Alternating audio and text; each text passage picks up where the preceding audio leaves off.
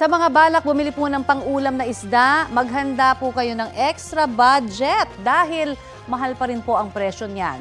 Ayon sa Department of Agriculture, matindi ang epekto sa supply ng isda ng sunod-sunod na bagyo nitong Oktubre at Nobyembre. Yan ay kahit pinayagan na ang pag-aangkat ng 38,000 metric tons ng isda. Nagkataon ding closed fishing season ngayon. Sa monitoring ng DA sa ilang palengke sa Metro Manila, 240 hanggang 300 pesos ang kada kilo ng local galunggong. 240 hanggang 260 pesos naman kung imported. Ang bangus nasa 130 hanggang 250 pesos kada kilo. 140 hanggang 170 pesos kada kilo naman ang tilapia.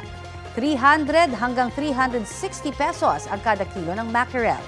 Naglalaro naman sa 160 hanggang 220 pesos ang salmon head. 100 pesos ang kada kilo ng tamban. 180 hanggang 300 pesos naman ang tambakol.